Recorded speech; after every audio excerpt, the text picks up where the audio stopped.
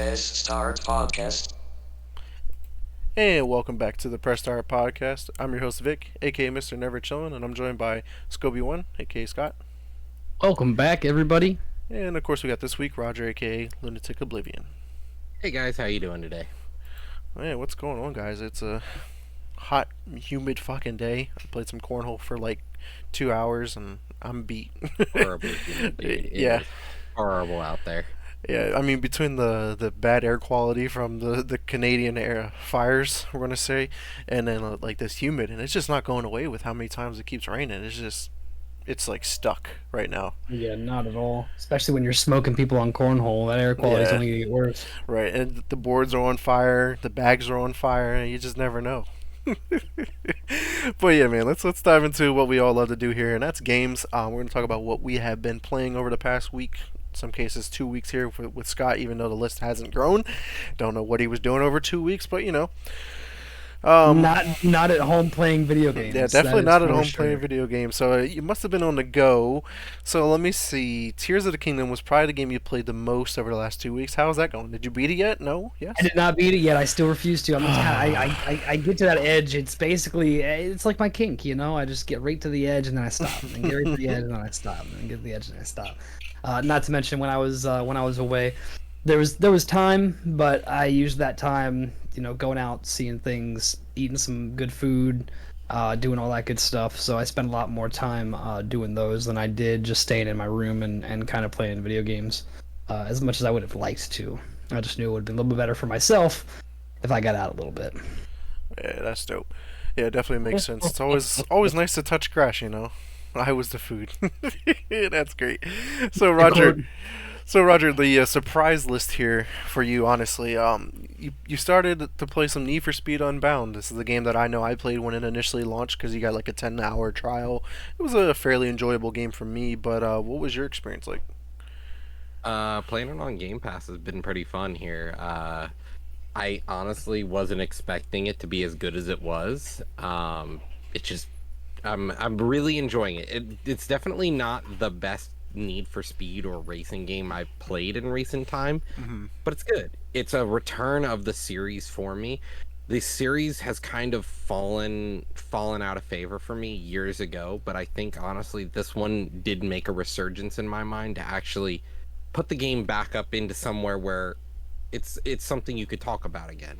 Right. It's one of those racers that you can pop in, pop out, just play a couple races or whatever, drive around the city, and I just really enjoy the whole like cartoon or comic book aspect of it, or Yeah. or Into the Spider Verse. Honestly, that's what it really reminds me of. Like that was a really cool take on the game, and the fact that it still kind of looks real in a way, like it has a really nice blend, and I'm gonna probably check it back out because now that it's on Game Pass, it only makes sense because I wasn't going to buy it after the 10 hour trial. It wasn't a game I was going to buy, but now it's on Game Pass. It's like, why not? Why not play it again? Yeah, that's where I'm at. I'm like, Game Pass, it was free, let's play it. And Game Pass, man, it's just so fucking incredible. Because speaking of Game Pass, I just wanted to touch on because I know you guys are probably looking at my list here, in the fourth one, you're like, Gears of War Ultimate Edition. What the fuck was he playing that shit for? And Game Pass. I don't know if you guys noticed, but there's like quests that you can complete, and one of the weekly quests was complete a multiplayer match in Gears of War Ultimate. And I was just like, I'm just gonna launch it via cloud. I don't even gotta download it, and play one multiplayer match, and then that's it. And got my Yeah, the Gears of War was fun though. Like, No, at yeah. no point was I was like, "What the fuck is he doing playing that?" I was like, "Yeah, that makes sense." That was a good I was game. like, he's playing Gears of War. Okay, cool. Yeah, so I was just like, yeah, why not? And this was the first time I've actually completed the monthly quest on Game Pass, where you get like 500 quest points or whatever. Because the quest points eventually you can roll them over into like $10 gift cards or pay for Game Pass and Game stuff like. Pass. Yep. Yeah, so like I try to complete all of them and max out all of my quest points every single month. And it's really easy. All you do is you play a Game Pass game, you get achievements in a Game Pass game.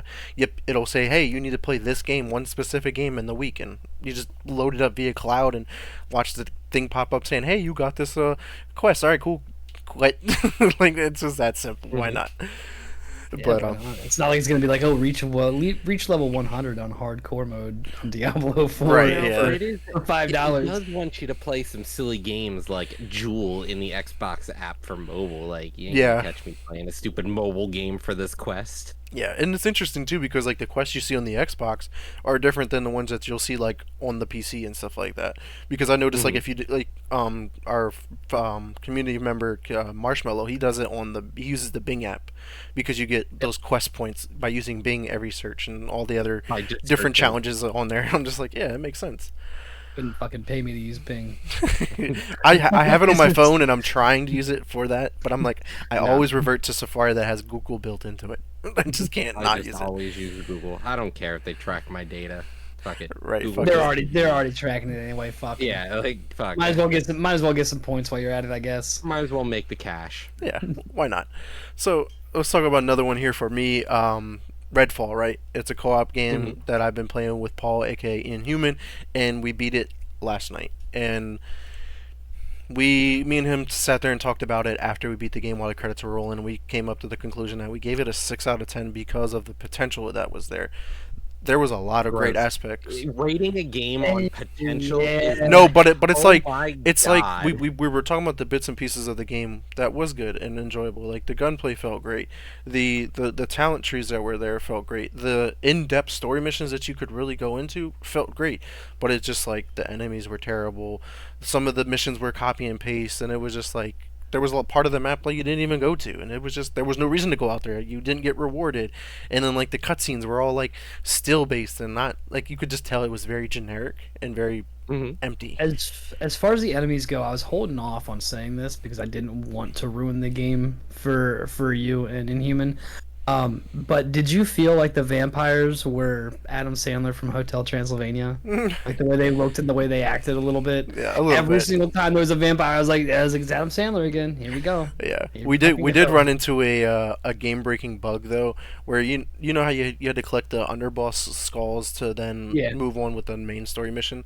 So the last one that we had to get for like one of the first guys, because you have to do that like 3 different times in the game, and the skull got stuck underneath the. We killed the dude in a cemetery, and he was like in like one of those like I don't know what the fuck they're called Yeah, in the I cemetery, know and it what was you're talking about. underneath, and we couldn't get to it, and I'm like how the fuck are we gonna get the skull? Because then I thought the game was locked there at that point, so we had to fucking quit the game altogether, get load back in, and then was like, oh, you haven't even started this mission. I was like, thank goodness. And then and it was the fact that we killed that enemy so fast that he never had a chance to come out of the building that he was in. Well, see, it wasn't That's supposed to your be fault. like that. That's Yeah, that's you what you played that's too what you fast. get. Yeah, That's how what you dare get. I? Yeah. You gotta slowly build up, right? You gotta make it climactic. You can't just melt the guy. But I speak on it on behalf of Paul because he's the one that dealt with like most of the glitches and the bugs. I didn't really have any, but maybe because he was playing in like my lobby or whatever. I'm not sure. There was something wrong with the netcode, but like he was getting clipped on rocks and like it just felt real clunky for him, and like his cursor would just disappear after a while too. And it was just really weird. So I was just like, man, like his experience was definitely worse than mine for sure. But I was like, man, this game could have been way better. Like there was a lot of good shit in it, and it's just like they fumbled the bag on this. This could have been a new IP that could have been supported for a long time, and new iterations. But I think that's not going to happen at all at this point. But enough of that game that I beat. Roger, you beat Mega Man Battle Network. How was that experience? And this was the first one, right? Obviously, there's like 27 Yeah, of them. out of the legacy collection. Yeah, it was pretty good actually. Honestly, it felt like a classic game. It felt like it held up for the times. Because that's the biggest thing for me is like a lot of these older games don't always feel like they hold up, but like this felt like a better game than a ton of games that I play now, which is weird. Like at the end of the day, I was like, this just feels right. The mechanics are thought out well.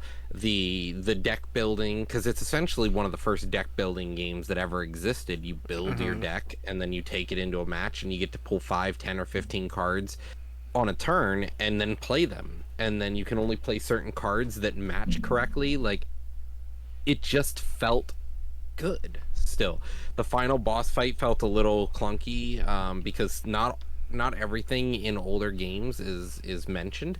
Because sometimes you'll hit something, you're like, all right, why didn't this work? Like what happened? What did I do wrong? I didn't think you could run out of cards in your library. Turns out in the final boss fight, you just use your cards. They expire once you've used them in the final boss fight, but only in that fight. So if you run out, you can't kill the final boss. Have fun. That's interesting. Yeah. So you just sit there and get annihilated really quickly. Yeah, interesting. Interesting is definitely a word for it. Yeah, so I thought it was definitely an interesting thing to happen, but honestly, it felt great. I was glad that I bought the Mega Man Battle Network collection. Like, this is a game that I bought. I bought the collection to play it again, and I was like, I'm ready to play. Let's keep going. Yeah, So but I'm say, are gonna you going to play play number number two? two Yeah. after I beat Need for Speed and maybe a Final Fantasy 16. Because two of them, the two of them are sucking up my time, as well as Terraria. I picked Terraria back up, and I'm playing on the hardest difficulty solo right now. I'm also playing with Phillifer and Marshmallow whenever they're around. But I just there is so much to do in those games to get done. I don't think I can get to Mega Man 2 yet. Right. So, Scott, the other game here on your list is Diablo 4. Did you have much Yes, time to sir. play this, or did you just like hop in, do like one side mission, and hop out? So there's at least two side missions. Two side missions at At least. least. At least two. At least two. No. So when it first dropped, I went on some training very shortly after, so I didn't get too much time. But once I got back, um, I hit the ground running with it. I think I started the week off at like level. It was like 27 or 28, and now I'm 48, 49. Yeah. Just busting through the main mission, trying to get that so I can unlock the world tier 3 and do all that good stuff. But yeah, no, it's still fun. It's still, once again, a great Diablo game. I'm having so much fun with my build. I'm doing not the Stormclaw Druid, but just the straight, like, basically, like, Lightning Druid. I'm basically Thor. For all intents and purposes, I'm Thor. So just kind of screwing around with some builds there, see what works, see what doesn't. It's super fun. After this, I'm looking to do maybe like a Necro, maybe a Rogue, or go Barbarian, like I used to back in the day, and just kind of see what we can get from there. But still, absolutely fun. Love it. Dope. And then last up here on Scott's list here is Warzone 2. Any dubs in the last 2 weeks?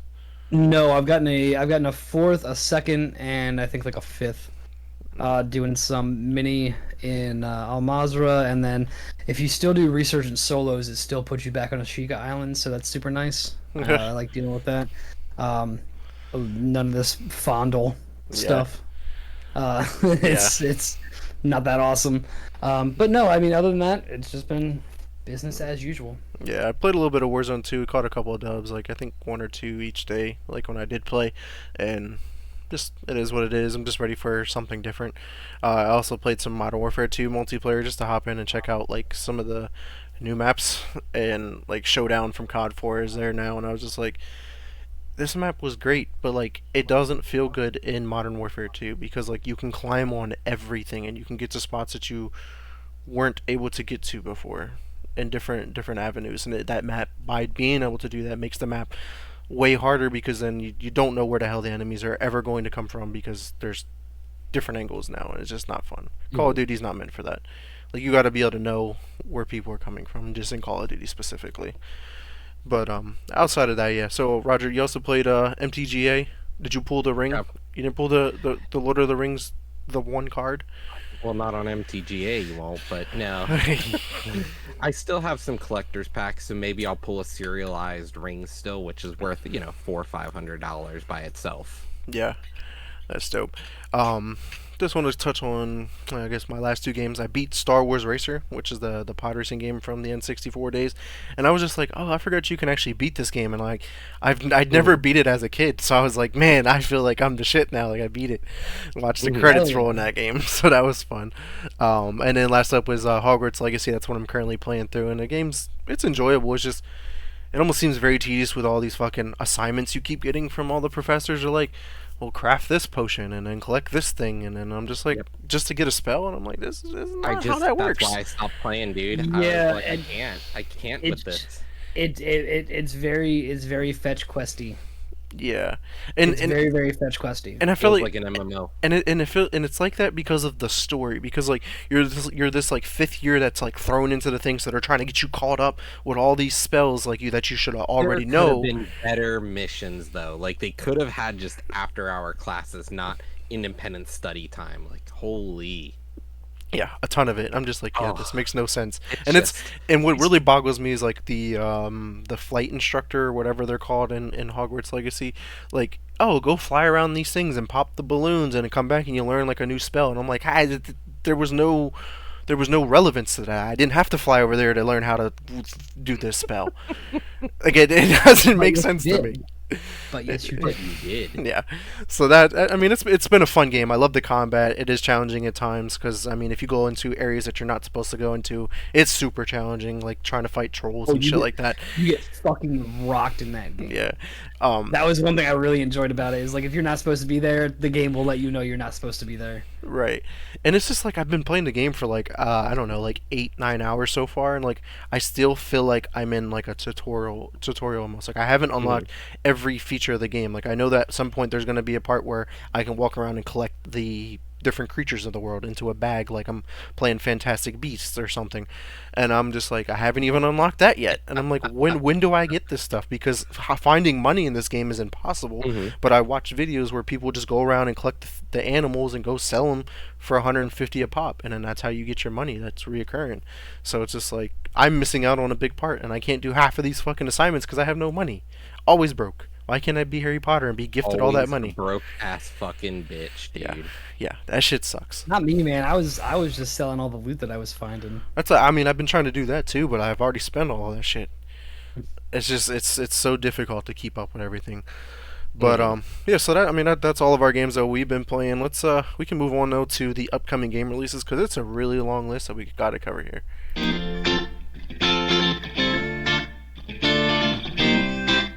So Roger, go ahead and kick off this long list here with the first game. All right, Let's so win. coming out this week, we've got Guilt.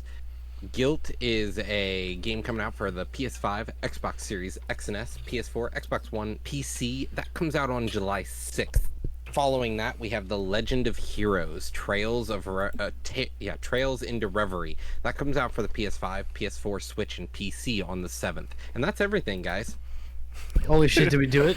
We did We it. get a point. We That's made it. We List made it over. in time. We did Yes. it. Look at The that. list is over, boys. We They got said it. They said it couldn't be done, and here we are. Yeah, here we Just are. setting the standard. Yeah, this is a really chill week for game releases, and it's kind of like, okay, I'm alright with this because I'm still trying to get through games that I'm currently playing through, and I'm trying to figure, me and Paul are trying to figure out what we're going to play through our co-op stream next and whatnot, so I'm okay with a slow week in game releases because come October, boys, I mean, it's just, there's so many games. right, it's not even going to be fair, for sure, but do either of these games excite either of you guys? Because personally, neither one of them have any excitement for me.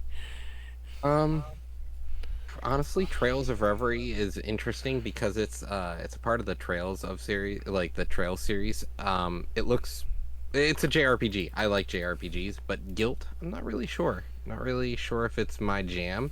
This game has been out for the Stadia for 4 years now, and I've never heard of it till now. So, like, was it that worthwhile in the first place? Right, but I just wonder because you can't play you can't play Google Stadia anymore, and all those developers were like, well, fuck, we want our game to still be playable now. We got to port it over to all the other consoles, and here we Yeah. are. So I think that's all that really was. I mean, yeah, I'm with you. I don't think I've heard of this game. Maybe it'll pop up. I mean, if it drops into Game Pass, maybe it'll be something I can check out. But for now, it's not a game that I'm looking forward to adding to my backlog anytime soon. Yeah. But yeah, man, let's move on to our industry news. I know we're blazing through this episode since we got all of this stuff to talk about, but let's see what the industry's going on because we got some updates here.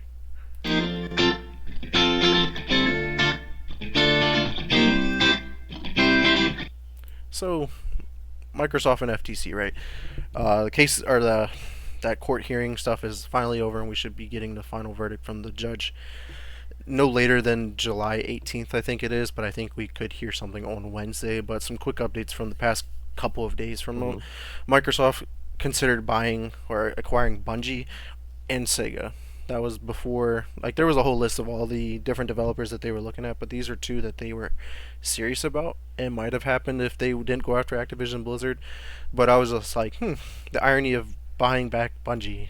I'm just like, man, that would have been crazy if they would have just put them under the umbrella. Then they could be like, Bungie, can you please make Halo again? Fix Halo? Yeah. Yeah. But then again, Bungie's like, no, No, we're I done. know. Yeah. They don't want to do it. Right. So, but the Sega part was like, holy shit! Like, and the thing is, like, the CEO of Sega said like they're not ready for that yet. And I think that is still on the radar of them being bought out, whether it's from Microsoft or a different company buying them out. I think that Sega is ready to be bought up. I think that that's the next move for them, but that'd be crazy to get Sega. I mean, Sega has a ton of great IPs, and that would have captured a pretty big part of a market that Xbox is missing. But it doesn't matter because like they're not. I don't think they would make those games exclusive, just the same way that they're probably not going to do with Activision Blizzard games. But Matt Booty said Microsoft could spend Sony out of business back in a 2019 email that came out, and I was just like, well, Yeah. if you poke the bear, if you're going to poke the bear enough, and they can't fucking do anything else, why not just spend somebody out if you have the money? It's what Amazon did to actually spend every other bookstore out of the market. It was really fucking scummy, but yeah, you can fucking do it. But then again, that turns into monopolies, and then at that point, if you become a monopoly, it's the United States government's right to come in and then break you up so you don't exist. So like threatening to do something illegal, Yeah. like Yeah, it was a very interesting take that came Yeah, out just sure. because like there would have been ways to do this legally, but it's just like how he just basically summed it up is we're just going to buy Sony out of the market Yeah. by buying up everything and putting everything on our console exclusive, and you're not going to be able to do a thing about it. yeah. That's And- dirty, and you don't want to call him the devil too much because eventually he will show, and it looks like they're getting there. Yeah. So some other news that came out from all of this, because there's been a ton of like legal documents and stuff like that. Project Dragon, which is a new game coming from IO Entertainment, which are the guys who made like 007 and latest Hitman 3, is confirmed. Their next game is confirmed to be an Xbox exclusive as of right now, but that could still change. It's not 100% set in stone, but that was just part of the document that came out. Also on there was talking about PlayStation's Project Q, which is their like handheld streaming device, is expected to cost roughly about $300, which is $200 less than what we talked about here on the panel. We thought it was going to be another $500 device that you have to buy, and then you have to have the PS5 to play it, which probably still do. But $300, that's a little bit more reasonable entry price to get into it. But still, it's a streaming device. It's not like its own standalone Switch. Yeah. So that was curious. The funny part is, after Jim Ryan's testimony, which was like a pre-recorded video, he didn't even show up to court. Imagine that. Yeah. Sony stocks falls hard after he gave his testimony because they were just like, dude, what? You couldn't even show up, and then you sound like a dipshit on your own testimony, and you completely just lied to us about everything that was going on, and it was just like, okay, we see where Jim Ryan is. So in part of that, it Yeah. says Jim Ryan said that launching Activision Blizzard King games on Game Pass, even if they are still multi-platform, is still partially exclusive. And you're just like, no, because it's still coming to your platform. We had some like question mark layovers Right, here. like 'Cause, like, Yeah, I like that. See, I want to give them the benefit of the doubt, but that statement is just so off. Like it's not exclusivity. Like if Microsoft allowed them, because the idea I guess he's going for is, well, then we can't put it on our subscription service, and it's like, yeah, but you that's- could if you come up it's with a like- deal with Microsoft. yeah, Just like they did with Microsoft wouldn't do that. No, remember because they like, did it with Minecraft Legends and Mhm. and Dungeons. They put it on PlayStation Plus and the PS Plus a month of the monthly games. Yeah, you have to come up with a good enough reason, but typically, like, you don't see Netflix going, we're gonna put our Netflix show on Amazon. Not yet. I think that'll be coming. Honestly, like this kind of like hearing and everything with this case acquisition could affect more than just the gaming market. It could affect Yeah. streaming subscriptions in general. Like, like maybe I can license out like a show from Netflix over here because now I'm going to be able to capture more revenue from another subscription base. So there's a lot of what ifs that could potentially happen from here. Yeah. Another thing that Jim Ryan said was that he doesn't like Starfield being an exclusive, but he said it's not going to be anti-competitive. So I was just like another question mark, like what is this dude talking about? Like that would be anti-competitive because you're not bringing it to the market. I don't know. So it was just really confusing. He's got It some. sounds like it was. He's got some weird ideas out here, bud. Yeah, it Yeah, doesn't it seem sounds like like it's nobody's gone on to board him. with Jim Ryan. Ever since Jim Ryan has taken over for PlayStation, it's kind of like, who's running the ship, guys? Because where's our captain Definitely at? not Jim Yeah, Ryan. He it's just, definitely not he him. just he just showed up and started talking out his ass, And they that were was, like, I like that was this. it. They're like, yeah, sure, for sure, that's it. That's 100%. Yeah. That's all our factual. that's our message right there. That's our boy right there. He's got it. Some really intriguing news here was there was an ex-developer. This has nothing to do with the court case. This was just I wanted to add it in here because this is important. It says that it claims that there are 4 unannounced games in the works since 2021 for Activision, Blizzard, and King. What those games are, we have no idea. I'm pretty sure like one of them is the RPG that's supposed to be being made by Infinity Ward would be one of them. I mean, we could be seeing a new Spyro game, and maybe a new like Guitar Hero or Rock Band or Guitar Hero, not Rock Band. So I mean, who knows what's in the works? But I'm sure that that'll come out very, very soon. Especially if they are been in the works since 2021. It's been 2 years, so it might be time to announce these new games. But that's going to be a As long huge as they're coming out in the next year. right. But it's like curious, like, are these games going to be exclusive to the Xbox? Are they going to come to multi-plat? Like, what are these games? Mhm. That's going to be Exclusive, but not anti-competitive. yeah, for sure. Uh, Another interesting claim came out was Sony and Google have now stated they don't believe cloud is a separate market. So just kind of just threw the whole cloud gaming thing like out the window by agreeing to that. Then I don't know what you guys' take on that, but they were like that was one of the biggest arguments from all of his cases. Like, oh, you'll have a massive lead then in cloud gaming, but yet if cloud gaming isn't its own market, then you don't have a So- massive lead. I would say market, no. Infrastructure, yes. It's like it's the same market, but yeah, it's a different infrastructure altogether. Instead of hosting, data download sites, you're now hosting actual supercomputers. Yeah, and like they talked about like cloud gaming, like how it's like not its own market, at least for Xbox, because they said xCloud they were thinking about making it its own separate thing, but they built it into Game Pass, which we talked about last week. But they said like reasons to this is because like cloud gaming isn't there yet. Like it's the technology isn't set up for that to be its own thing yet. So most of the time, cloud gaming is just a feature for people to use because like I did, I hop into a game that I don't even download to test the game out to see if I like it or cheat on the Game Pass quest, and I'm out. It's just like that. And they said most users that check out cloud gaming, it's really quick, and it doesn't lead to a game being downloaded most of the time. Well, I still don't say that cloud. I don't agree that cloud is its separate market because Yeah, cloud it's you're not buying a cloud device just so you can play shit on the cloud. You What's can happening buying is membership. you have memberships and you have Xbox, PlayStation, PC, Switch that uses the cloud as infrastructure. So as far as a market, no. But like if you can get somebody that maybe has a better cloud infrastructure, that's gonna give you a little bit more heads up there. But still, I don't think it's a separate market. I don't agree. I don't think it's going to be. It's not really ever gonna be. right. Yeah, it's like downloads versus physical games. It's Yeah. the same concept. It's now locally run versus cloud run. That's Yeah. the idea. Like it's all gaming. At the end of the day, it's how you get your gaming. Right, which leads me into the next part here is Judge Corley, who's been overseeing this whole thing with the FTC, says that subscription services are in the same market as full price games, but it just offers another payment model. And that's basically what you're alluding to versus like digital versus physical, and then now also like being Game Pass. Like Game Pass is just a different way of paying for a game, just like movies and TV. You don't even have to buy movies and TV anymore as long as you just subscribe to Netflix, Hulu, Disney Plus, HBO Max. Who needs a cable plan? Right, you can just have all the subscriptions you want. You pick and choose which shows you're going to watch. So Yeah. I mean, like, it's Yeah, 100% on board with that. yeah. So it definitely makes sense on that. The biggest fucking thing that had the entire industry cracking up was this part here. A court document from Sony, which was not redacted properly, has been deleted by court. It has revealed that the PlayStation and Call of Duty contract expires in 2024, but does not include Call of Duty 2024. So last game is going to be COD 2023 with the exclusivity rights.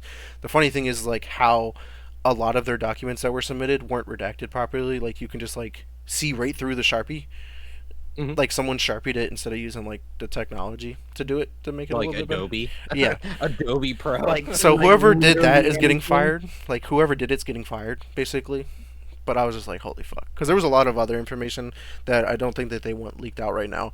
So I'm not going to bring it up here at all to talk about. But I was just like, this one was fine because then they officially announced it later on. I was like, all right, cool, we can talk about that. Because like Call of Duty brings in like $800 million in revenue or something like that for PlayStation specifically.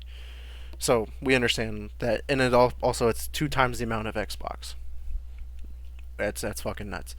But yeah, so hopefully PlayStation can get their legal team together because you can't even show up to the hearing. You got to do a pre-recorded video. You can't even redact documents correctly. Like, you shouldn't even be there, bro.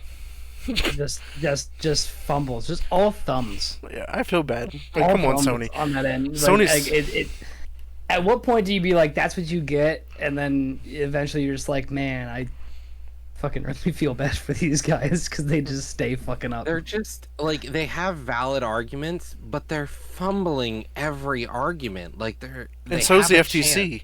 chance. Yeah. So's the FTC, and they're Like, just fucking everything up. I'm not on Sony's side. I'm on the anti-monopoly side, and the fact that they're just fumbling these anti-monopoly talks is what gets me. Because at the end of the day, Microsoft is Microsoft. It's not like Microsoft and Microsoft Gaming or Xbox Gaming are two different companies. Remember, at the end of the day, Microsoft is still their parent company. They can just funnel money into Xbox Gaming if they want. So, like, if they really wanted to own the market, they just can. Right. I mean, unless they pull an EA and just split, just we're Yeah, Xbox. That would literally be insane if they just decided. Just for shits Yeah, and No, giggles. yeah. Just for- Yeah, we're just not to a see what monopoly would no more, happen. guys. We split from Microsoft.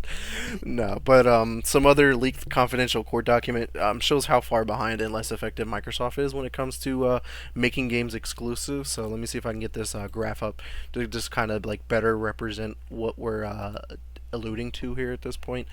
Let's get over here to the show, and then let's go bring up the correct page here.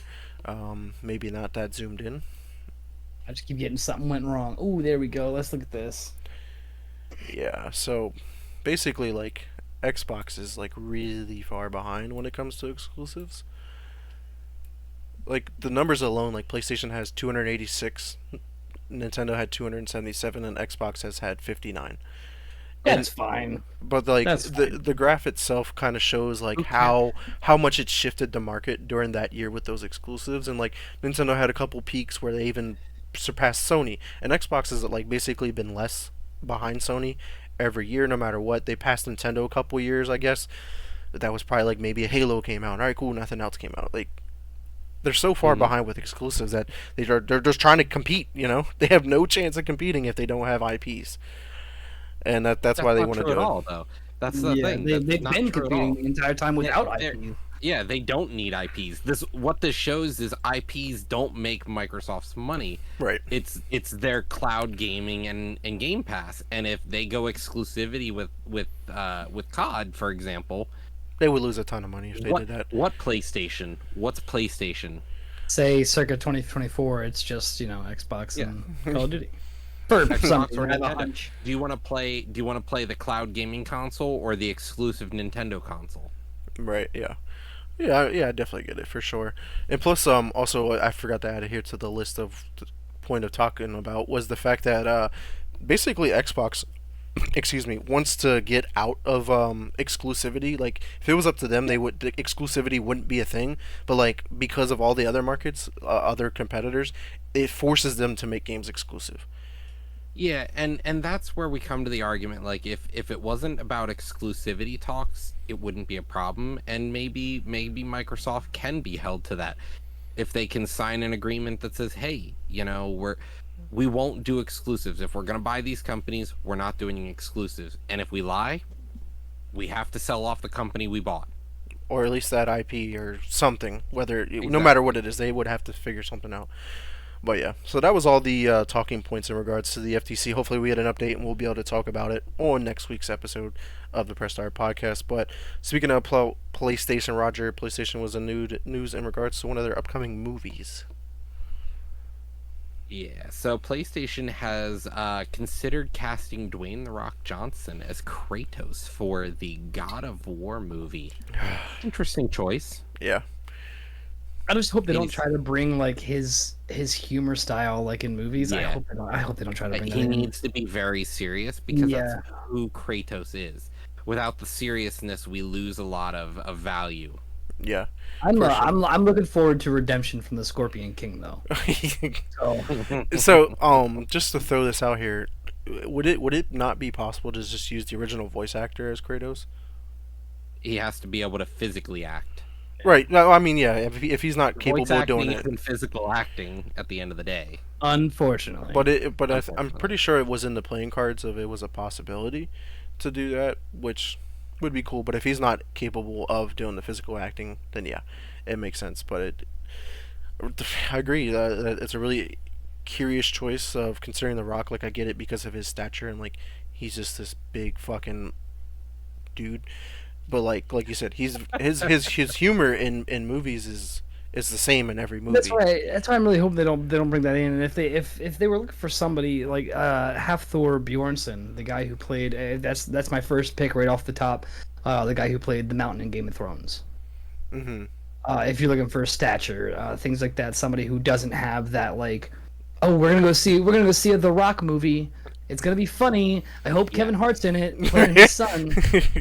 Right. It's kind of where we fall right now with a lot of acting in the industry. Voice actors are actually kind of expressing this big concern now, and that is voice actors are losing jobs because just regular actors now are doing everything because they don't get a chance. Like the Mario movie, for example, they got a full star-studded cast instead of getting the people we're kind of we're aware of as the voice actors. Like they were like, we Right, don't need those. right. Yeah, exactly. So Great voice example actors because are like losing jobs to them. the voice actor for Mario on all the games is still alive. Why not Very use much him? fair.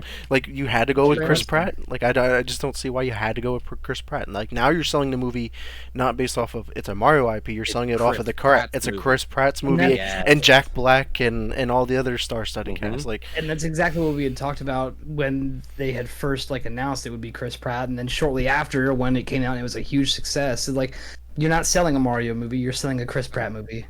it just happened to be Mario. Yeah. Happen to be. So, moving on here, we got CBS Studios.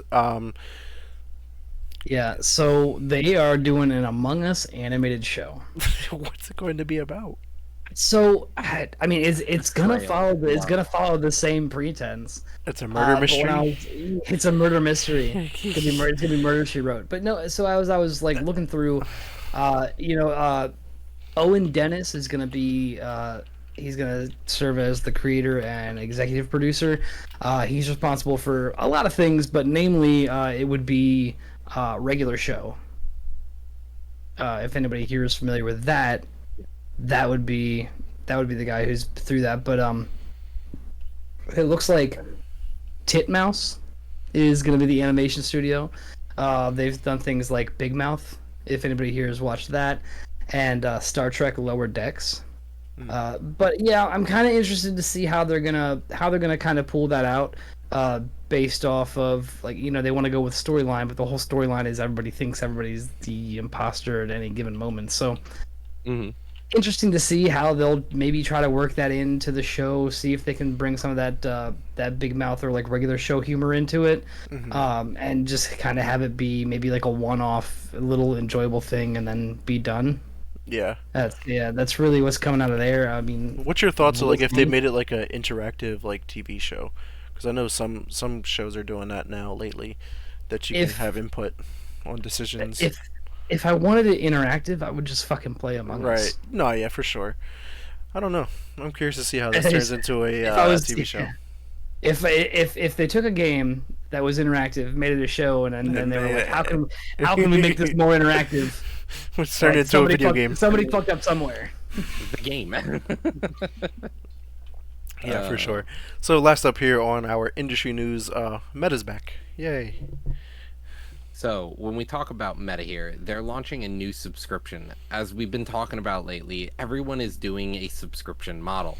Meta wants to release a subscription now to play games on the Quest. It'll cost about $7.99 a month or $59.99 a year. If you sign up before the 31st of July, you'll only have to pay $1 for the first month. And those subscriptions to Quest Plus get to redeem two MetaQuest titles in the app each month, similar to like PlayStation Plus, and you'll only have access to the games you redeem as long as you remain subscribed. The first two games are already selected though. They're Cloudhead Games Pistol Whip and Arvor's immersive experience Pixel Ripped 1995. They've also announced that games available for August are Walkabout Mini Golf and Mother Gunship Forge. So like, we're getting games that they choose for you. It's not like you're gonna get a subscription model like you do with Xbox, where you have Game Pass. So, Right. This is like a Games with Gold or like a PlayStation Plus, but like you have to stay subscribed to be able to play these so it's not Games with Gold, right? Yeah, it's like an in between Games with Gold and like Game Pass. It's almost like what was it, PlayStation Now or something did something like that, where like you can play these games, but you have to stay subscribed, and as soon as you're not subscribed, you can no longer play the games. It's like okay, that's weird. Yep. Yeah, so that was interesting. It's just $8 a month for games that are kind of just like, I don't know how well this is going to hold up. Like I just don't. VR is just not there yet. Yeah, I'd rather just play on my computer and stream it to the device. Like, let's be honest here. It just seems weird. Yeah, it seems out of place for sure. But enough of the industry news. Let's dive into our gaming news, because there was a pretty big showcase that I completely forgot about that did happen, but we'll dive into it here soon.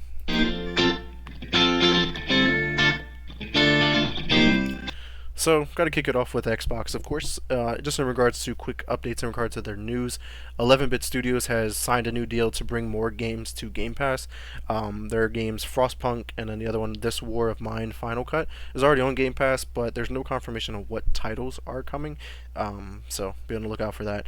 One interesting one here was the new controller that they announced, but it's like a one of a kind, so it's not like you're going to be able to purchase this at all, and it's like a Jade controller. So I'm trying to bring up the trailer. Let me see if I can get to a it's like a tie-in to Wolong Fallen Dynasty, and it's a controller that's completely made out of jade, and like this craftsman shows you like what it took to be able to create this. It's like a 4-minute video. I'm not gonna show like everything, but like you can see him like trying to cut it from the jade blocks and stuff like that. And he said he had to do this like so many different times because it would crack or it wouldn't put together really well. And then it finally turned out really well actually, and it looks pretty dope. And I was like, man, that'd be a badass controller, but I know that shit would be expensive as hell. And here it is coming like in the box, I guess, that you can win. I think they're putting this up for like a sweepstakes. It seems pretty cool.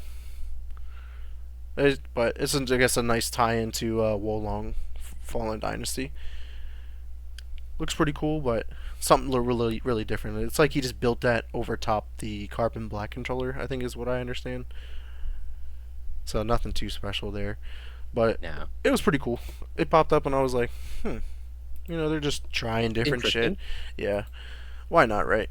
And then moving on here, Idea Xbox kind of had like an update with like amongst themselves, like developers and stuff like that. But there were some slides that kind of show up that gave us some like statistics in regards to the consoles, because like we normally don't get these numbers often, but so far there's been roughly about 21 million Series X and S's sold. And then if you combine that with the Xbox One, they're up to 79 million consoles have been sold for both of them. So that's not too bad. But the interesting number here is that 48% of the Series S players are new to Xbox.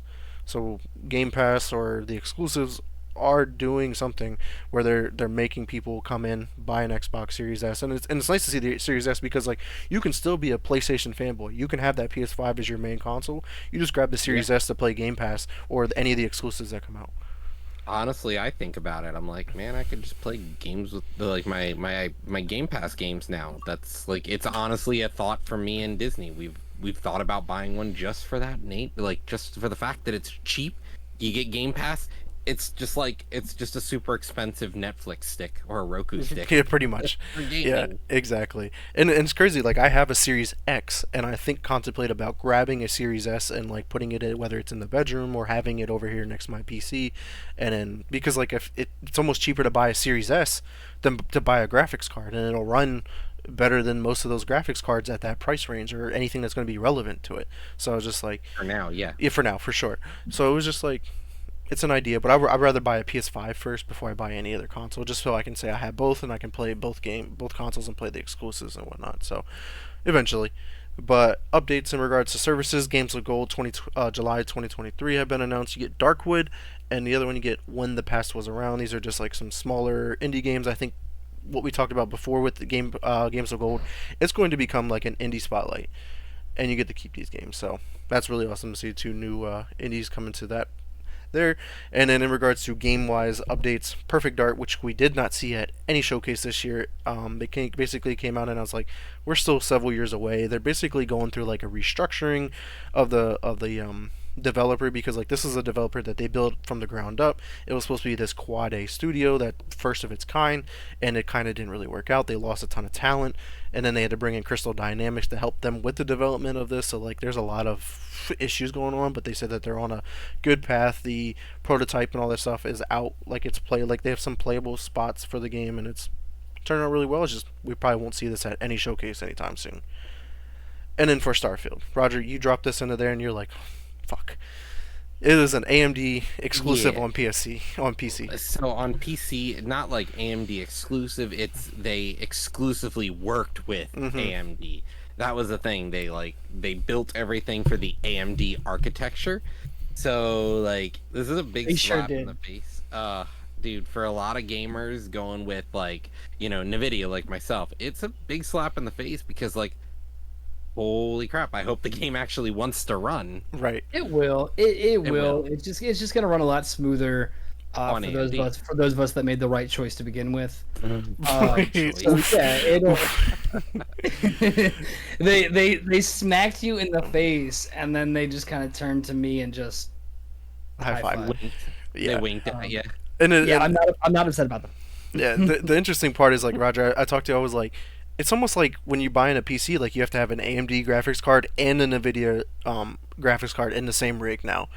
Like if you want to not miss out on anything and not have two separate computers, but because you can put both graphics cards in the system, I guess. Just have to swap them out. Yeah, you can do a hot swap. You can just swap them out and call that. You might Yeah. your Nvidia will be sitting on the shelf while your AMD is playing Starfield, and then when you want to go play, whatever the fuck else. It's, You'll go ahead Cyberpunk, and because swap 'em out real quick. Cyberpunk has like exclusivity like benefits with Nvidia, so it's just like you're constantly swapping graphics cards. Yeah, that's a fucking mess. Like this is the reason why we struggle with games that on PC lately, is like they clearly run better on certain graphics cards versus other ones. Prime Well, example, so- and at least they announced it though. It's not like oh shit, you found out later. Yeah, It's- day one they you're like booted announced up. it. They announced it and they said, "Hey, this will probably work better on your AMD cards." Yep.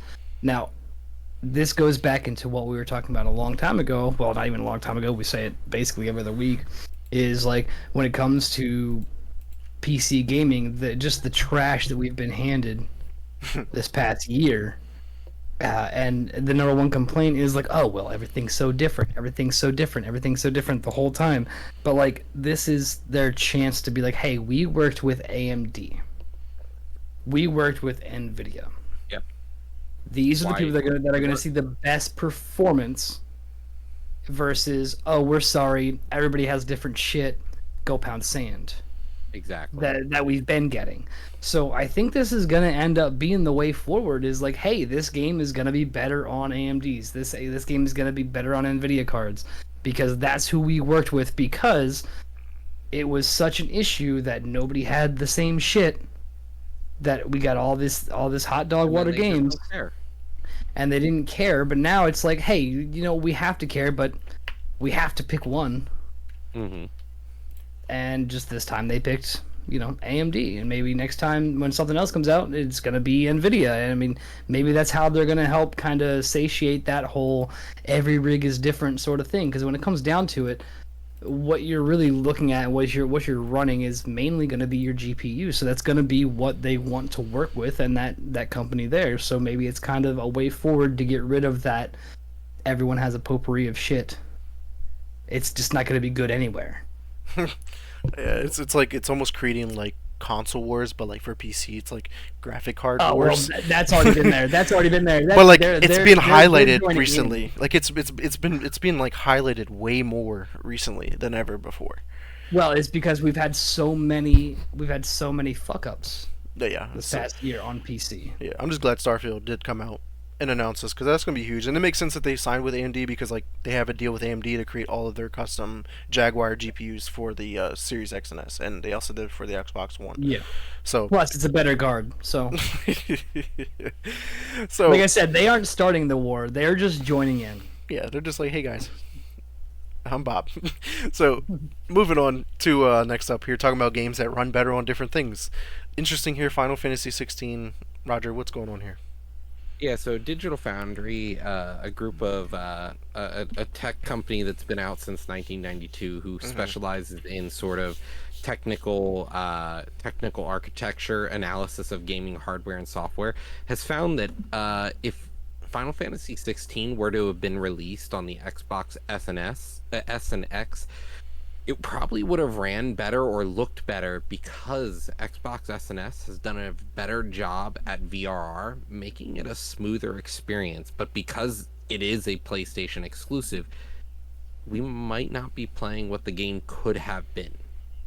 Right, and that just sucks because like being a PlayStation exclusive, and apparently it's been pretty janky. Like there's been a lot of like issues like visually, and I was just like, man, that sucks. And then like when Digital Foundry put this out, because they do this with every game, like they'll put them like usually side by side if they're on both consoles and see which one runs better on whatever. But they were just like, man, yeah, like this game would have ran better because Xbox does variable refresh rate.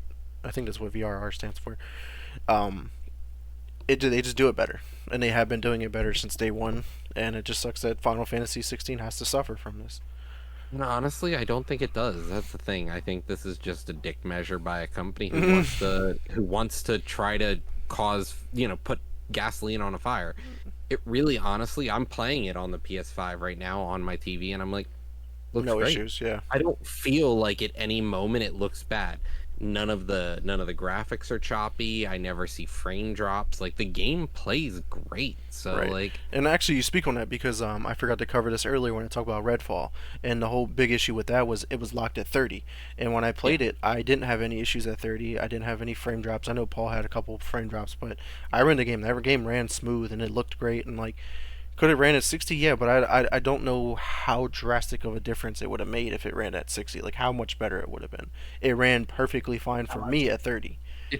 it would have looked smoother is all, because you'll be able to tell that difference when animations play between 3060 and 144. You Yeah. can see the smoothness of animations, but like honestly, it doesn't. I don't Yeah. feel that. Okay. I especially did when you're have not one watching. frame drop at one of the last missions that we did. It was like in an area that wasn't much going on. It was like you can feel it like skipping, and I was just like, "There's no like why?" Like I'm not seeing what's going on. But that was probably the only time I did have any issues with it.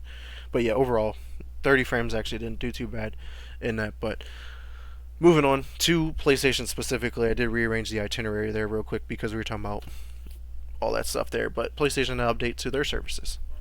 Yeah, so PS Plus games for July. You'll be able to get Call of Duty Black Ops Cold War, as well as Alan Wake Remastered, and Ending sir. Extinction is Forever. Ending Extinction Forever is a really highly rated game. It's like 9 or 10 out of 10 on a lot of different platforms. We've got Alan Wake Remastered. Perfect time for that to come out, because with Alan Wake Remastered, we're looking at, the next Alan Wake game coming out soon. So get it in now. If you don't have the game, play it for free. Yeah, I And remember then on Call the of announcement. Duty- That game would still be worth like 40-50 bucks. So getting that Mhm. shit for free, play that game. It was so good. And then Black Ops Cold War seems like the weird one to me. Yeah, it's really out of place in like of all times to bring this to subscription is like during the Activision Blizzard like argument with FTC, and you're just like, hey, Yeah. we're gonna bring this Call of Duty game to our free games. Like it doesn't look good on PlayStation's PR move in my opinion with this. It's just so late to also get it. It's like super late to the match. But the only good thing about this is like if you didn't have it, you can at least play zombies. Like that's the cool thing. If you like zombies, Right, because I thought overall the that zombies for this were great. yeah, zombies was fun. We played through all the Easter eggs and enjoyed that. But like multiplayer, completely garbage. I mean, Paul was saying like some of the pros are going back to play this because like they're getting tired of Modern Warfare 2 because they're not listening to it and there's just so many problems with it. But like that to me, that game was garbage. Vanguard was garbage. Like we haven't had a good Call of Duty in such a long time. It sucks. Yeah, but I agree. This one just seems out of place here to add this. But definitely play Alan Wake Remastered if you haven't. I haven't played the remaster, but I played the OG. Really great game. And then Ending Extinction is Forever was a nice indie game that was I think exclusive to PlayStation. I can't remember if it was. I don't know if it ever came to Xbox. But I know it looked good, Roger. I remember when we first saw this, you were like, "Oh, George might really like this" and stuff like that. So maybe you guys can check it out because like you have a PS5 and you have PlayStation Plus, right? So Yep. you might as well grab it. Makes sense. But moving on here to our next topic here, Valorant had some new updates this week. Yeah, so Valorant announced their new agent, Deadlock, and console playtest is starting very soon for the Xbox S, X1, PS4, and PS5. So we'll finally start to see this game enter the console market. So with Deadlock, we've got new abilities already announced. Barrier Mesh is your E. You equip a barrier mesh disc that can be thrown forward. When it lands, it will create a barrier from where you stand to wherever it's tossed. Enemies that can still shoot through the barrier, but they won't be able to cross it until until they destroy its traps, which slows them going through it. We have Sonic Sensor, which is Q. The sensor monitors an area for enemies that make any noise within its radius. The area is concussed if it detects footsteps, weapon firing, or any other noise. So if you don't walk through it, it will pop and it will concuss the player. GravNet is your C. It's a grenade that you throw. If you press Alt Fire, you can lob it just like every other grenade. It will detonate when it lands, forcing enemies caught in the area to crouch and move slowly. This is yet another way to leave players vulnerable so that they can't move quickly. And then your X, your ultimate, is Annihilation. You equip a nanowire accelerator and then fire it to unleash a pulse of nanowires that capture the first enemy it comes into contact with. That shit's fun. Whoever's caught in it are pulled along a nanowire path, ultimately ending up with their elimination if they aren't freed. So it's essentially like a nanofilament wire that. Yeah, and it moves kind of. Yeah, We've seen some that's- gameplay. It like snatches them and like slowly pulls them back to where like the center point of that explosion happened, and like your teammates have to shoot at you to free you. But if you're in a 1v1, you get caught in that. Like that's it. Like that's Yeah, good GG's. luck. Like, you can't Good get out of fucking it. luck So, this yeah. game. And like people have been Yeah, doing that some shit's OP. crazy ass fucking things where like they'll throw it up high and it like makes them like go up the map and as opposed to like side to side. I was like, yo, this shit's gonna be crazy. Like the meta might change. Well, you're gonna see how creative people can be Yeah. with this pool ultimate. Yeah, there's gonna be lineups for this dude already. I already know it. I've been watching actually Oh, yeah. people set up different lineups for some of their other abilities for Deadlock, so that'll be pretty interesting. Yeah. So moving on to Fortnite here. Yeah, so I had talked about this a few episodes back, being a huge Doctor Who fan, and I was really excited for this. But it turns out that Fortnite is actually delaying the Doctor Who collab until about December of this year or early next year, because Epic is prioritizing the Lego collaboration that's planned for November. Makes sense.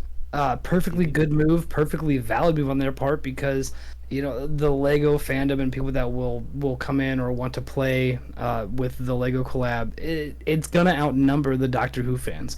The Doctor Who fandom, there's a lot of people, but it's still very niche in comparison to things like Lego. Think about this. It's the Doctor Who fandom. Your players in Fortnite, where do they intersect? That little bit right there versus people Legos. who like Lego and people who play versus Fortnite. Lego and Fortnite, which is It right fits like a there. Lego. So it right it there makes in the heart. it makes perfect sense. Yeah. And if I was partnering with someone like Lego and simultaneously partnering with somebody like Doctor Who, I would You know who's gonna prioritize take Lego. priority. You know who's And gonna take and that. Lego's Like, been killing I it. won't- Lego's been killing Yeah. in the gaming realm. We had just had Lego Star Wars, the Skywalker saga, which was really great. We Yep. had the Lego 2K Drive, which turned out to be a really great game, and apparently there's that Lego football game coming out soon. So like they've been killing it honestly in the gaming industry, and now they're going to partner up with Fortnite. Kids love Legos, kids love Fortnite. Yeah, honestly, that is a win-win scenario. That's like there's nothing to lose from there from prioritizing that. And I'm a little bummed because So does Fortnite you know, I become like seeing Roblox Doctor then? Who, but Does You what? does Fortnite become Roblox then? Because I was literally going to there's make that gonna be a joke. collab. They're gonna make a they're gonna make a Roblox. it's going to be Roblox like DC collab. versus Marvel. It's going to be like Roblox versus Lego or like Fortnite. Like yeah, Well, I don't know if they're ready for that. it honestly depends on where I can catch the first Taylor Swift concert, whether it's in Fortnite or Roblox. Yeah, So we'll really I'm sure see. she's on the way to one of them to do a concert for sure. Yeah, but so moving on to Call of Duty though. This one was fun. The Izanami bundle, people were wondering what the hell happened to it. And just for that, for anybody in chat, I will go ahead and type and I will go ahead and type that and just put that right in there in chat. Because the reason they got rid of that is they renamed it to Izzy, because if you take Izanami backwards and spell it, yeah, what are you getting? Moving on. yeah, like that was Roger I dropped that and you're like oof. I was like I sat there. no, what did you say? You were like the devil Fucking music Call is of Duty out here. I said Call of Duty out here playing their records backwards or some shit because that shit's like demon worshipping records. It reminded me of Little Nicky. When they're like, "Oh, play Black Sabbath backwards," Yeah, and he does it and exactly. doesn't do anything. He's like, "No, what you really want to do is you want to play Chicago backwards," and he does it. He's like, "I am Satan, Lord of the Darkness." Like, shit was just hilarious. And I sat there and I in the itinerary, I was like, "What does that spell backwards?" And I was like, Oh, Oh. "Oh no. shit!" And I was Yeah. like, "Yes, it does." yeah, like someone No, did that- do no quality control on that name. Yeah, or they did the best, and they knew that was going to happen eventually. But that's why they ended up hiding that bundle and renaming that to Izzy. Well, now it created like good PR for them. Oh man, look, we fixed the game, and now it's We called did it. Izzy. There's some backstory to it. Now you have to buy the bundle. Exactly. So Buy it, of course. we have like a little bit of a saying, like, you know, doing IT stuff and everything like that. Like, somebody will break something. They won't get berated for breaking it, but they'll get rewarded for fixing it. They'll get rewarded for fixing their own fuck up, and that's exactly what's going to happen here with Izzy. Look at them, just taking down the Third Reich one step at a time. But yeah, that was super fun, and I was waiting to see how long that was going to take.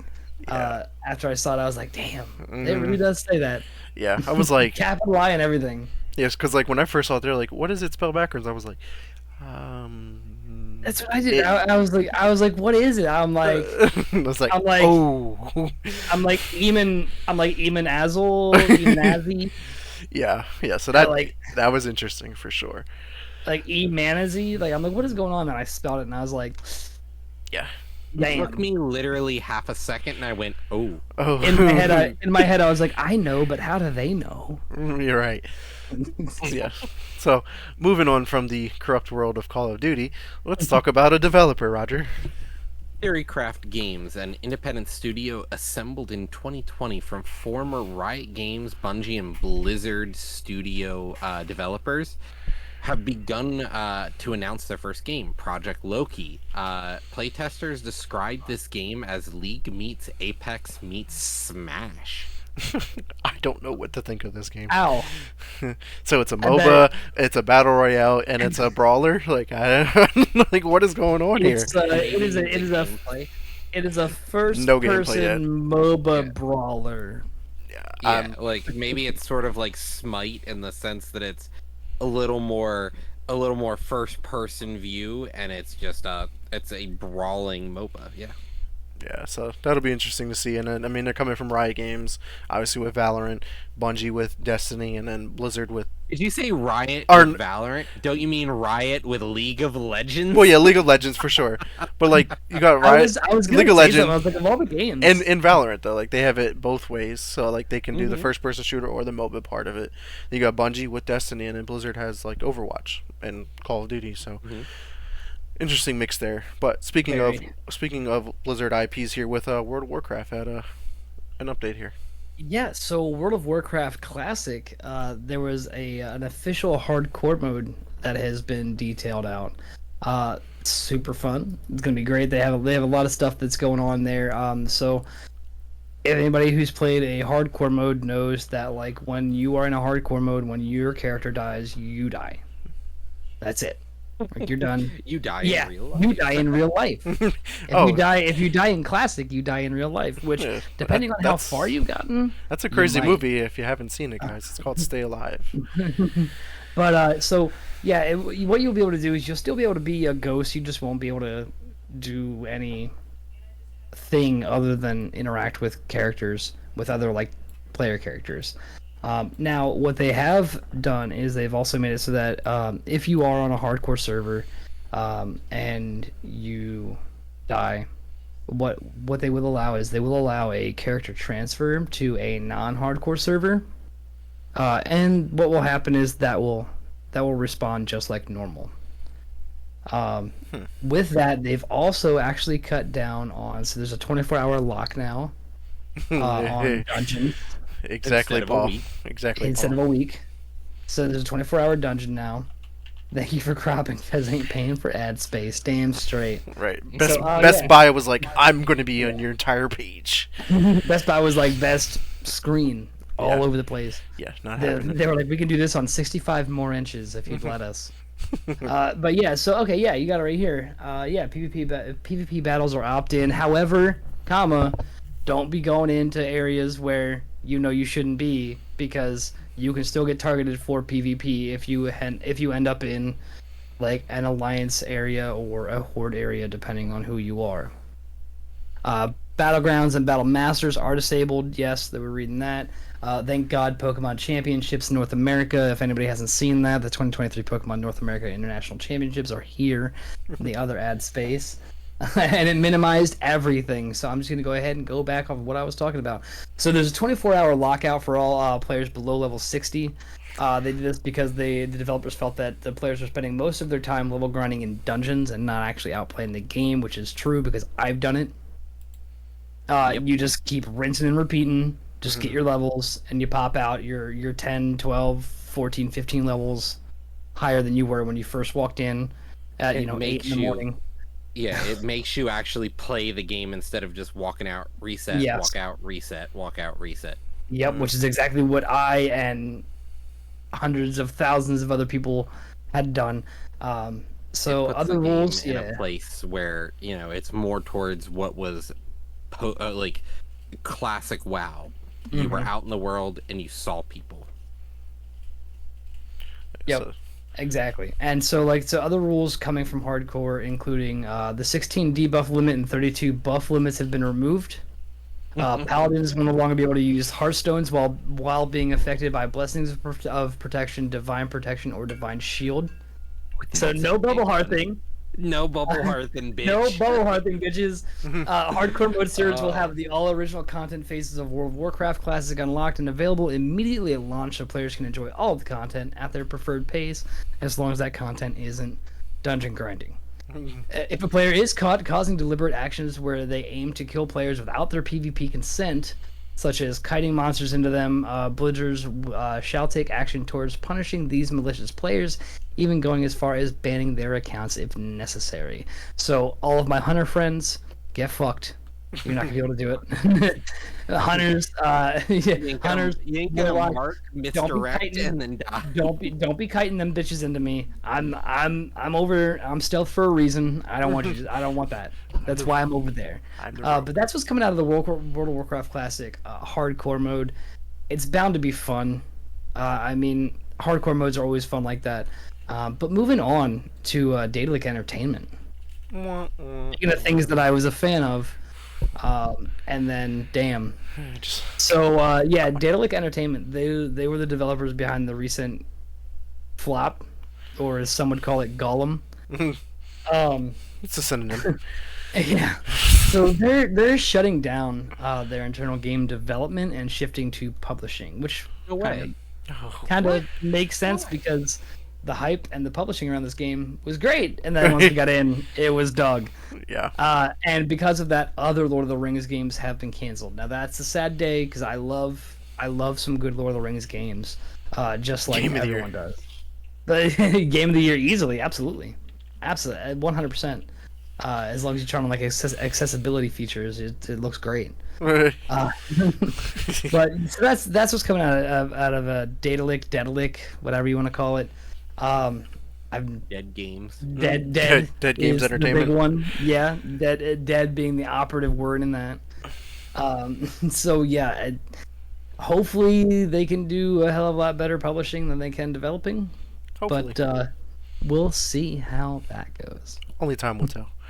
But let's move on here to our last gaming news topic, and it is that showcase that I completely forgot about, and it was Annapurna Interactive Showcase, which is I played a ton of their games, and we got some good highlights here. We got a new announcement: Blade Runner 2033 Labyrinth is their first in-house game that they're developing and publishing.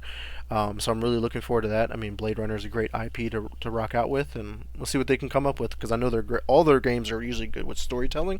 So I'm hoping that continues that path there. Couple big ones here is Cocoon. That was a game that was announced like last year or 2 years ago at the Xbox conference. New indie game. It got its release date for September 29th, 2023, and this is coming to Game Pass day one. And boy, does this game look good.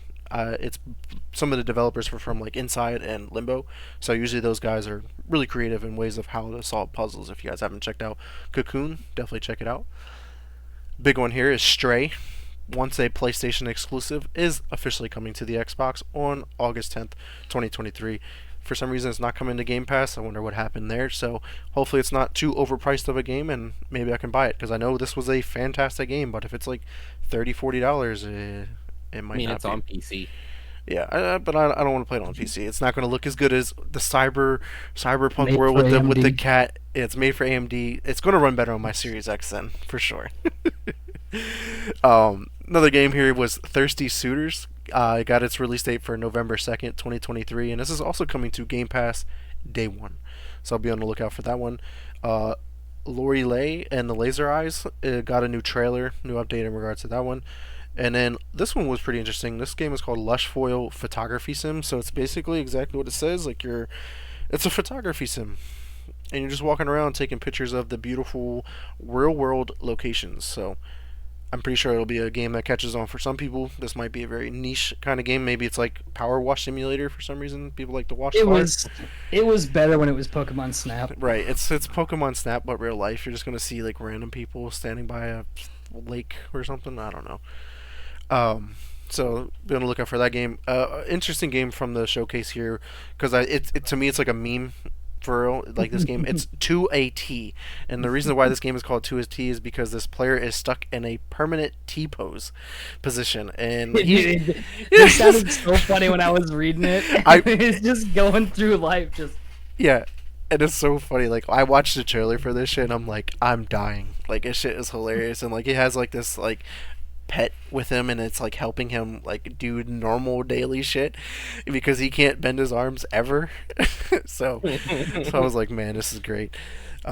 Next up here is a game called Flock. Seems like a very chill, turn your brain off kind of game because it's a co-op game, but like you're really just like you're flying around the skies with your friends, and there's just a bunch of flying creatures that you can just like capture or like lure, so then like they are part of your flock, and then you're just flying around in this beautiful world, and it looks good. It looks really good, like aesthetically, but it's just like, what kind of gameplay loop am I doing? Like, what am I really trying to do? we will find that out during the co-op. Like the trailer was kind of like a in-game play, like two people were just playing the game and like they were just talking back and forth, so it was kind of forced, it seemed, and I was just like, okay, I just don't see it, but maybe it'll be good. Maybe it'll be good. We'll see. Next up, we got Ghost Bike. It is a thrilling and speedy biking adventure through the afterlife. So, Love Nicolas Cage and Ghost Rider. I can't wait. can't wait. yes. That's a great example there. Interesting concept for sure. Next up, we got is Mundon, a haunting hand penciled horror tale. It's available now available on the PS5 and Xbox Series X and S. So anybody that's big into horror games, there's a new one for you. Add to the long list of them for 2023 because it's been the year of horror games.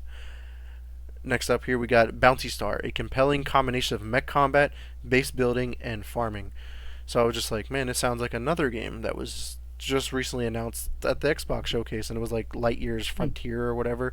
Like it has a very similar concept where you're in a mech and you're farming and building and stuff like that. So, and then There are no original ideas. yeah, not at all. And last game here that was announced at the showcase was called. It wasn't announced. It was just kind of like an update because we've seen this game announced before. Storyteller. It will be available for Netflix subscribers on September 26, 2023. So it's a Netflix exclusive. So who's playing that day one? Probably Scott for sure. Get it right over that bitch. I'm gonna rewatch something stupid, just to prove a point. I'm gonna rewatch. I'm gonna throw on like Sex in the City or some shit, and just be like, I don't fucking want this game, Netflix. Get out of my life.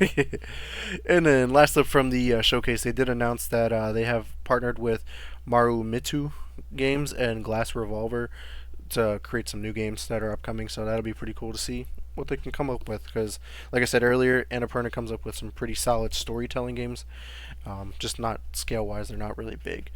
But yeah, man, that's all of our gaming news we got this week, and time to move on here to our leaks and rumors.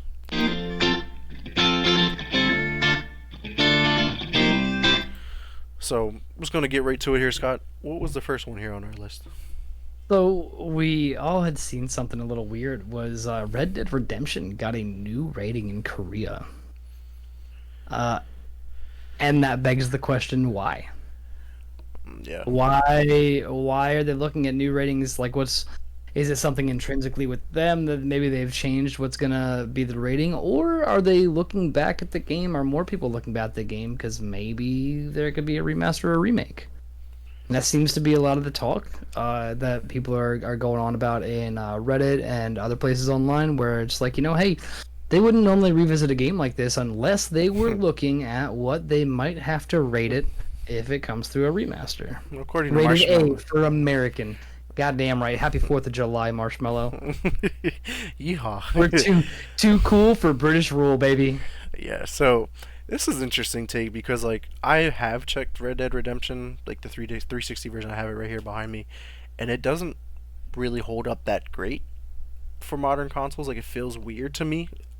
I don't know. It felt really outdated, and it felt well. I mean, it's gonna. This is a 360 version, and it's like, and I'm thinking like this almost makes sense because like we know GTA 6 is around the corner, and I know Rockstar's like, how can we hold them over until GTA 6 drop? We're gonna remaster Red Dead.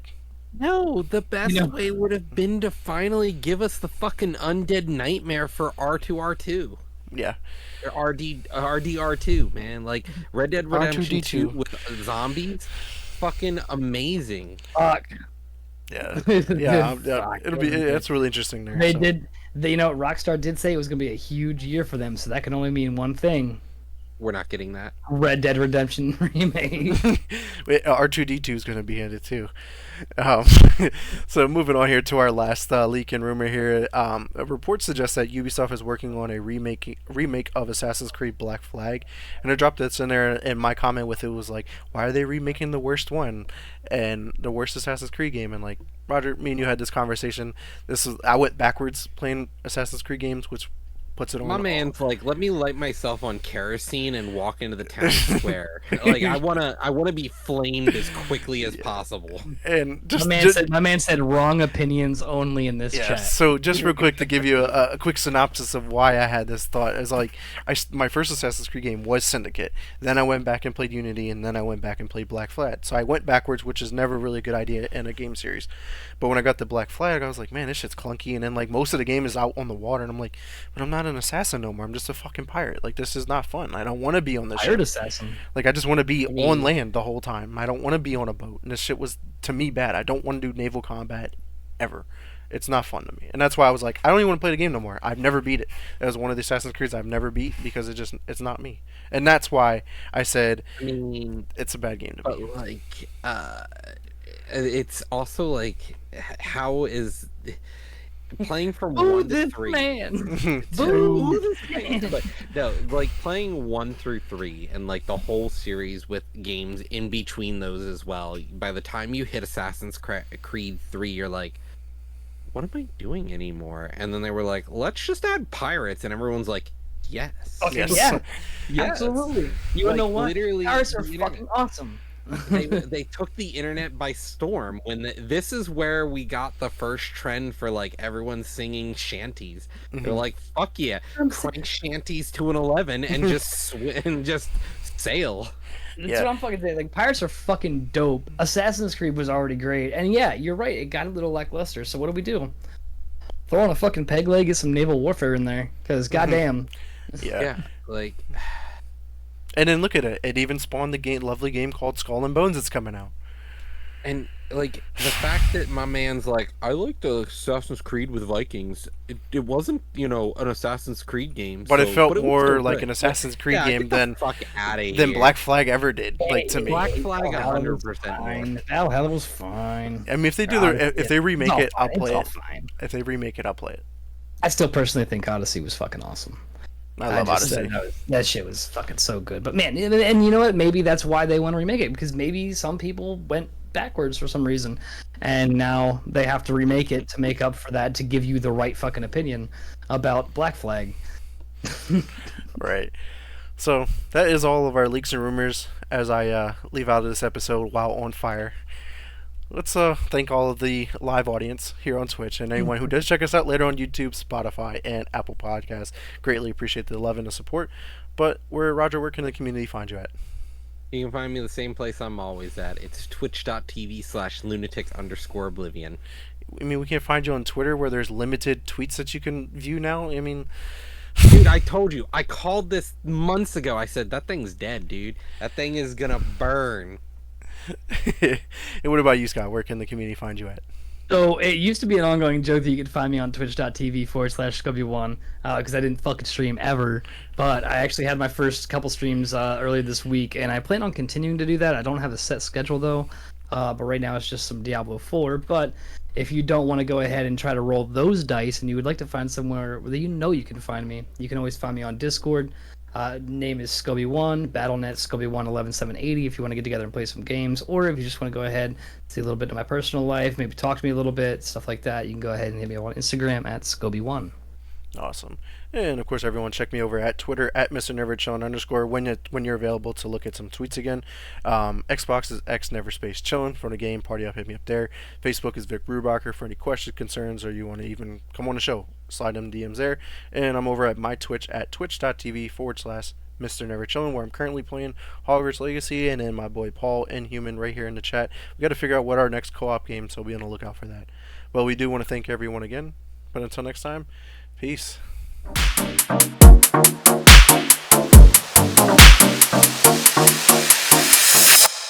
Restart podcast.